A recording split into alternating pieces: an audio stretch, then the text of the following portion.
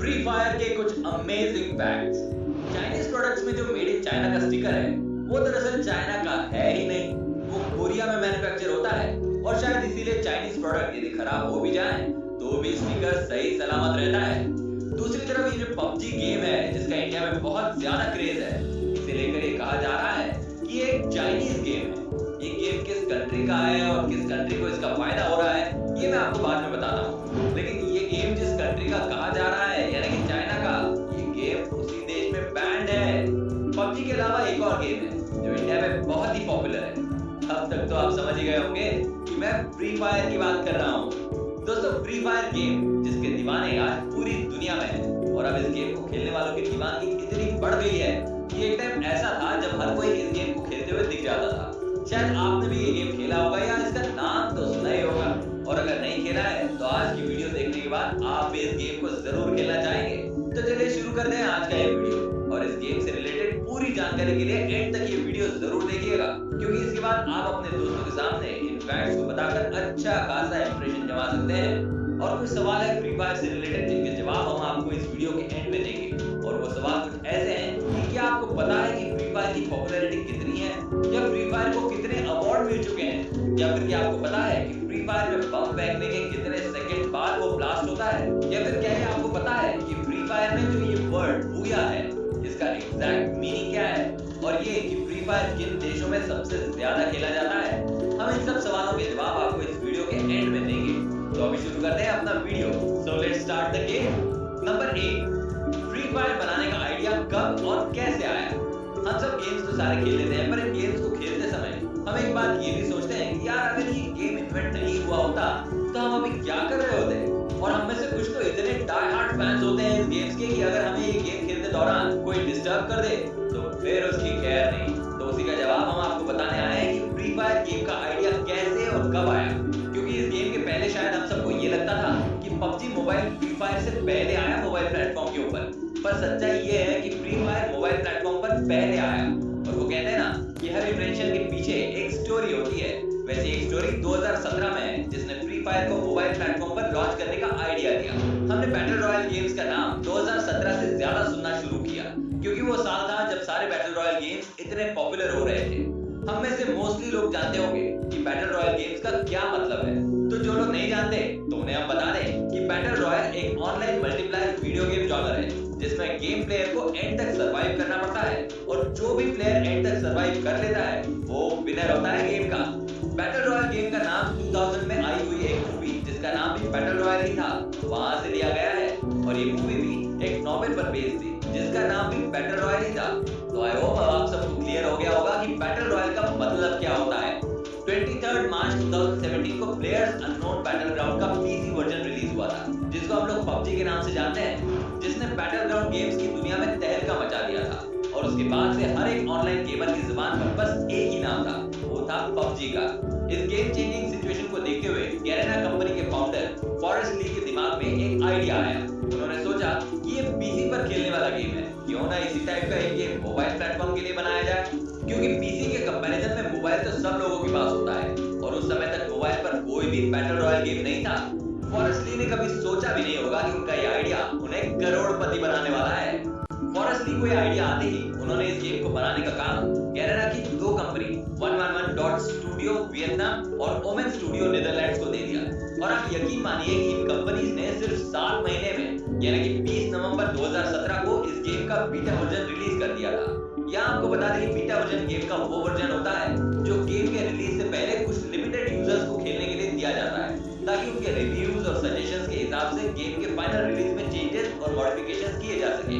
Free fire finally release हुआ 4 दिसंबर 2017 को, और पबजी का मोबाइल वर्जन आया था फरवरी 2018, जो कि फ्री फायर के रिलीज होने के 2 महीने बाद की डेट थी। इसके बावजूद भी पबजी ने फ्री फायर को ऑनलाइन गेमिंग की दुनिया में बहुत पीछे छोड़ दिया था, और इसका सबसे बड़ा कारण ये था कि पबजी ने अपने गेम को वर्ल्ड वाइड प्रमोट किया था, और इस हद तक प्रमोट किया था कि कोई भी ऑनलाइन गेमिंग इससे नहीं बच पाया था।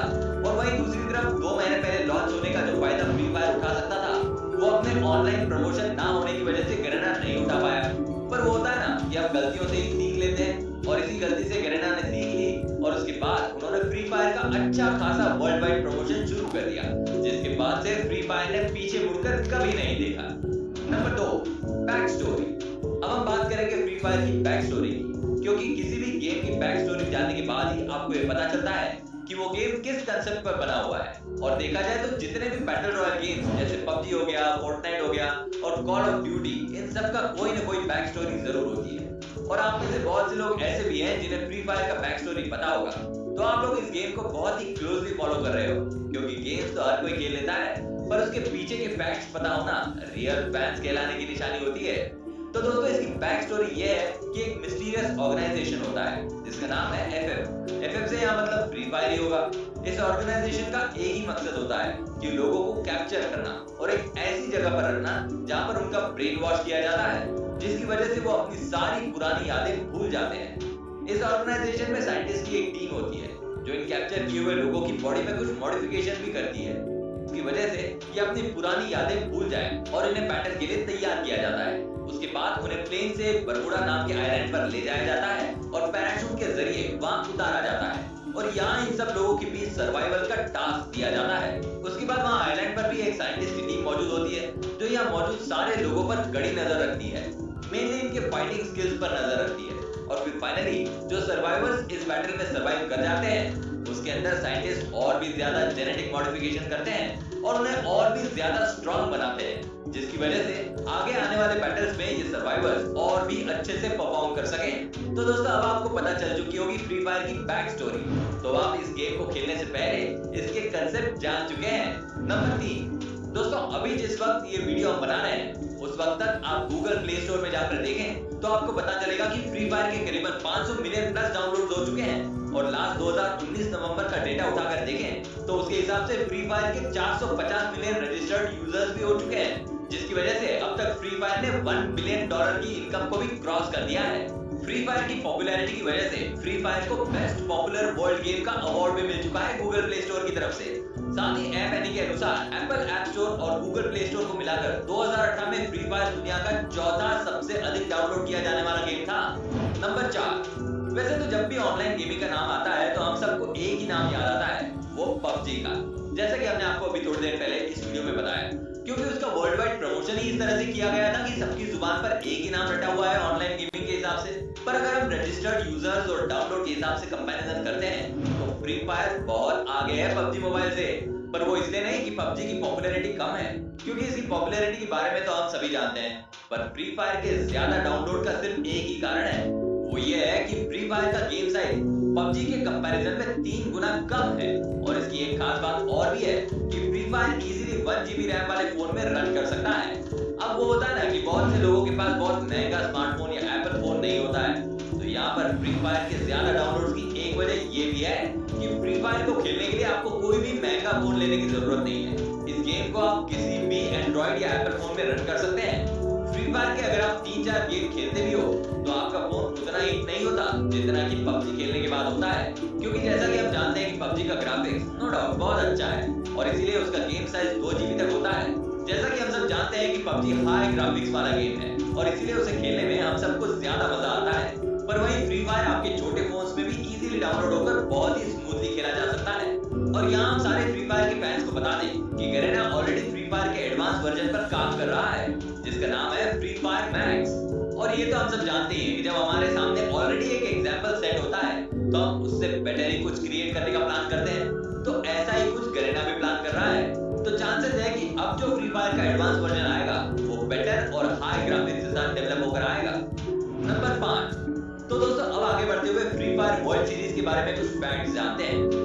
फ्री फायर का सबसे पहला वर्ल्ड सीरीज 2019 में ब्राजील के 12 ओलंपिक पार्क में ऑर्गेनाइज किया गया था। ये एक ऐसा टूर्नामेंट था जिसे करीब 2 मिलियन से ज्यादा लोगों ने ऑनलाइन देखा था, जो कि एक वर्ल्ड रिकॉर्ड है किसी भी ई स्पोर्ट्स टूर्नामेंट के लिए। इस टूर्नामेंट के विनर थे ब्राजीलियन टीम जिनका नाम है कोरिंथियंस। मतलब ये कहा जा सकता है कि ये टूर्नामेंट ब्राजील में ही ऑर्गेनाइज हुई और इस टूर्नामेंट को होम टीम ने ही जीत लिया था। है ना कमाल की बात। अब इस टूर्नामेंट के सक्सेस को देखते हुए गैरेना ने immediately free fire champions cup 2020 का अनाउंसमेंट कर दिया था, जो कि इंडोनेशिया में होने वाला था अप्रैल 2020 को।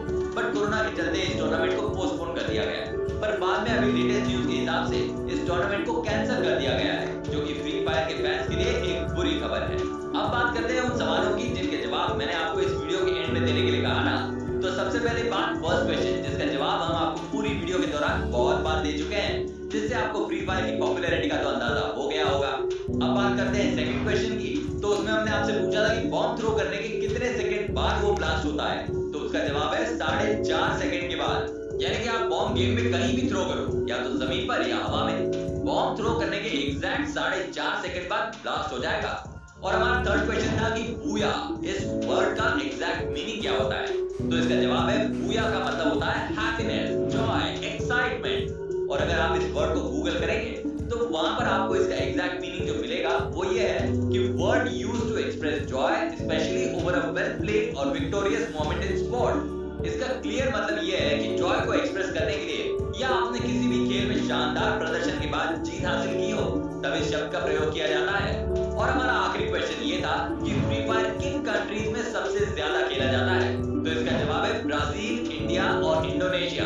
इन 3 देशों में फ्री फायर सबसे ज्यादा खेला जाता है। तो दोस्तों, जितनी भी जानकारी हम लोगों के पास थी फ्री फायर के बारे में, हमने वो सब आपके साथ शेयर करने की पूरी कोशिश की है। अगर आपको हमारी ये कोशिश पसंद आई हो तो प्लीज इस वीडियो को लाइक और सब्सक्राइब जरूर कीजिएगा, ताकि ऐसे और भी कई नए नए फैक्ट्स और जानकारी हम आपके साथ शेयर कर सकें। स्टे सेफ, जय हिंद।